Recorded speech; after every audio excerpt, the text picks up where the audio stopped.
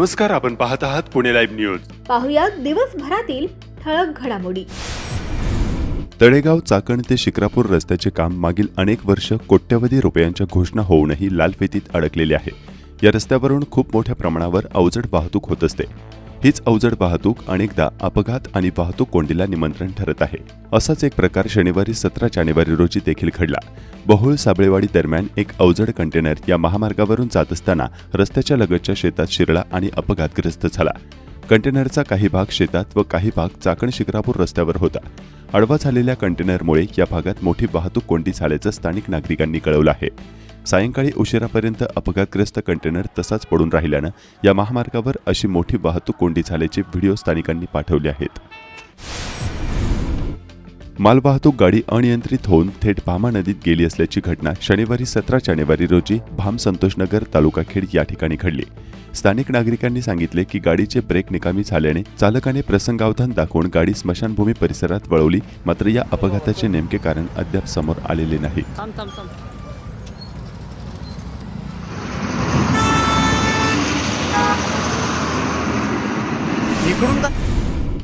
2 महिन्यांपूर्वी Mahalunge MIDC police ठाण्यात एका डॉक्टरने तक्रार अर्ज दिला होता. त्याचाच राग मनात धरून डॉक्टरला बेदम मारहाण केल्याची घटना भांबोली तालुका खेड येथे घडली आहे. या प्रकरणी डॉक्टर राजेंद्र शेषराव वणवे वय 40 राहणार संतकृपा मल्टीस्पेशालिटी हॉस्पिटल भांबोली तालुका खेड जिल्हा पुणे यांनी उत्तर महाळुंगे MIDC पोलीस ठाण्यात दिलेल्या फिर्यादीवरून भाऊसाहेब महादू गायकवाड वय 53 राहणार भांबोली याच्यावर गंभीर मारहाणीचा गुन्हा दाखल केला आहे. याबाबत डॉक्टर राजेंद्र वणवे यांनी पोलिसात दिलेल्या फिर्यादीनुसार 2 महिन्यापूर्वी यातील आरोपी आणि त्यांचा मुलगा तुषार गायकवाड यांच्या विरुद्ध पोलिसात लिखित तक्रार अर्ज दिला होता. याचा राग मनात धरून आरोपीने फिर्यादी यांच्या कारला हात दाखवून त्यांची कार थांबवली. आरोपी त्यांच्या कारजवळ आला असता फिर्यादी यांनी कारची काच उघडली. त्यावेळी आरोपीने माझ्या विरुद्ध पोलिसात तक्रार करतो काय, तुला दाखवतो असे म्हणून त्यांनी फिर्यादी यांच्या तोंडावर बुक्कीने मारहाण केली. त्याचप्रमाणे कारच्या बाहेर काढले. सदर ठिकाणी पडलेला एक लाकडी दांडका उचलून या दांडक्याने डॉक्टरांना दोन्ही हातापायावर मारून जखमी केले. या प्रकरणी पोलिसात गुन्हा दाखल करण्यात आला आहे. पुणे शहरामध्ये अवैध अग्निशस्त्र तस्करी विरोधात गुन्हे शाखा युनिट 5ने मोठी कारवाई करत गावठी बनावटीचे पिस्तुले विक्रीसाठी आणलेल्या आरोपीसह पिस्तूल खरेदी करण्यासाठी गेलेल्या खेड तालुक्यातील दोघांना ताब्यात घेतलं आहे. कारवाईत एकूण 3 गावठी पिस्तुले आणि 13 जिवंत काडतुसे हस्तगत करण्यात आली आहेत.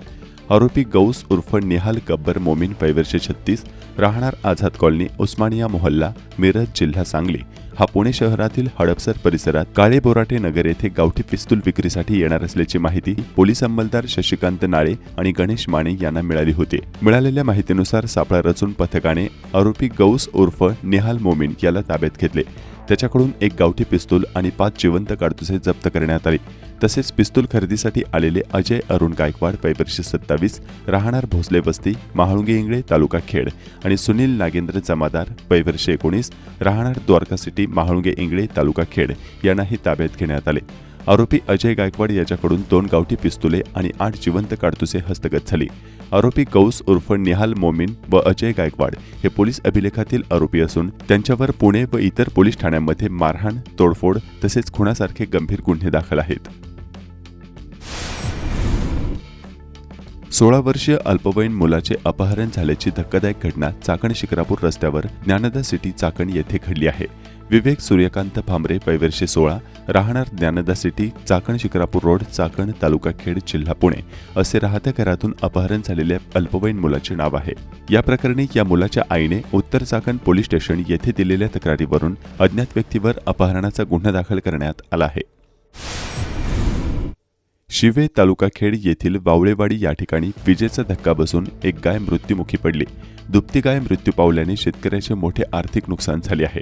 त्यामुळे वीज वितरण कंपनीकडून आर्थिक नुकसान भरपाई मिळावी अशी मागणी या शेतकरी कुटुंबाने केली आहे.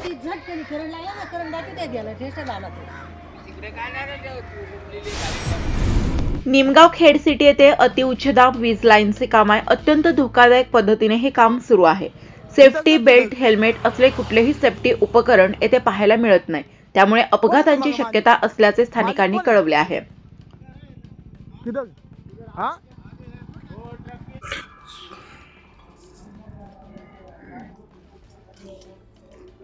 सुपरवायझर कोण आहे तुमचा? पुणे नाशिक महामार्गावर राजगुरुनगर परिसरातील तुकईवाडी भागात भर वर्दळीच्या ठिकाणी चोरट्यांनी ट्रान्सफॉर्मर फोडला.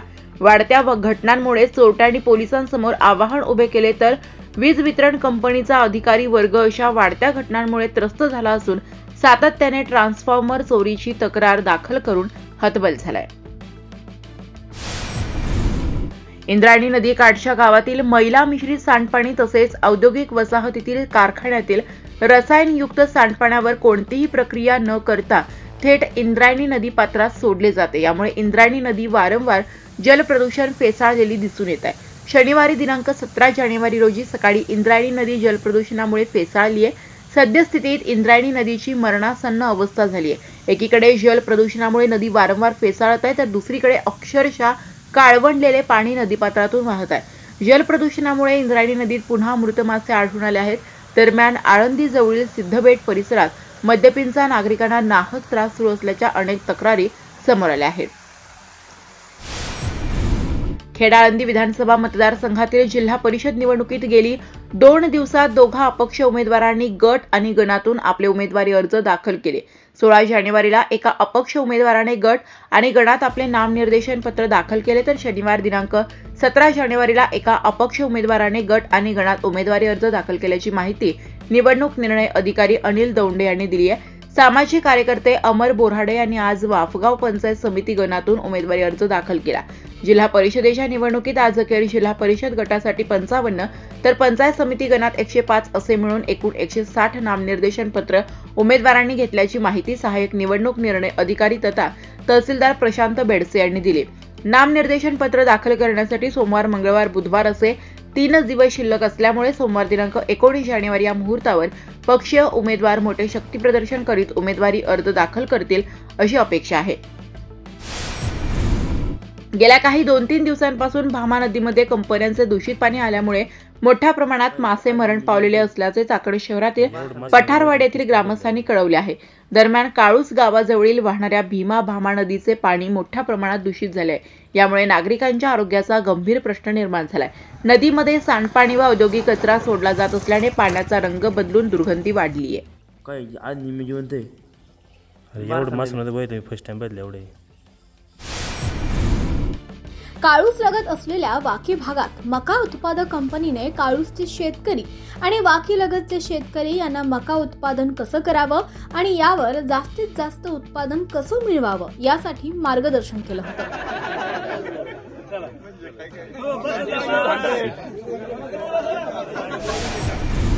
पुणे जिल्हा मध्यवर्ती सहकारी बँक भोसे यांच्याकडून रासे ग्रामपंचायतीच्या महिला बचत गटांना 42 लाख कर्ज वाटप करण्यात आलंय. जिल्हा परिषद शाळा खरपुडी खुर्द या ठिकाणी विद्यार्थ्यांनी खाऊ गल्ली आणि भाजी बाजाराचं आयोजन केलं होतं. त्याप्रसंगी सर्व शिक्षक वृंद, शालेय समितीचे पदाधिकारी आणि पालक मोठ्या संख्येनं उपस्थित होते.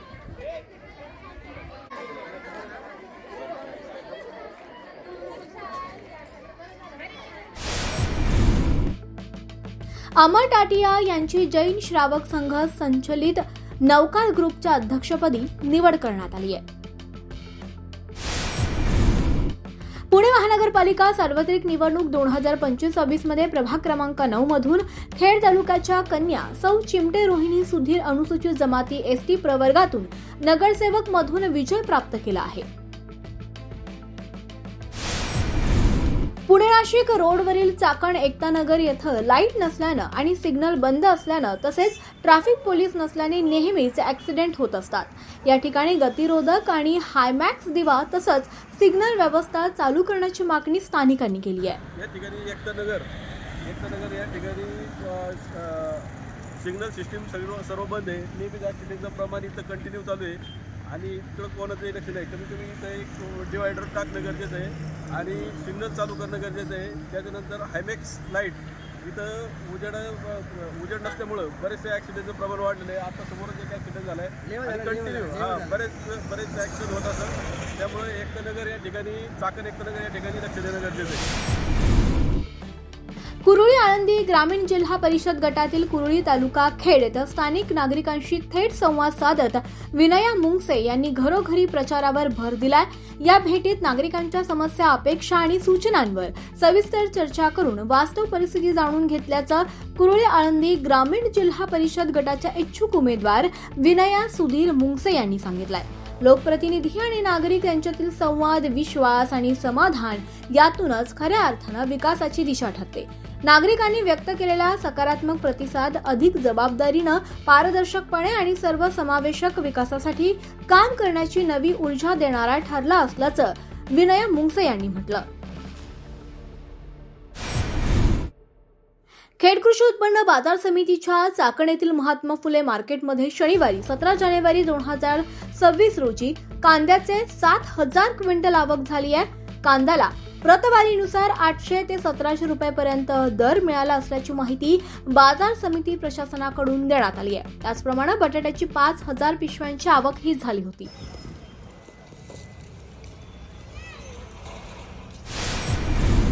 खेड कृषी उत्पन्न बाजार समितीच्या चाकण येथील महात्मा फुले मार्केटमध्ये शनिवारी 17 जानेवारी 2026 रोजी तरकारी मालाची आवक आणि भाव काय होते हे जाणून घेऊया।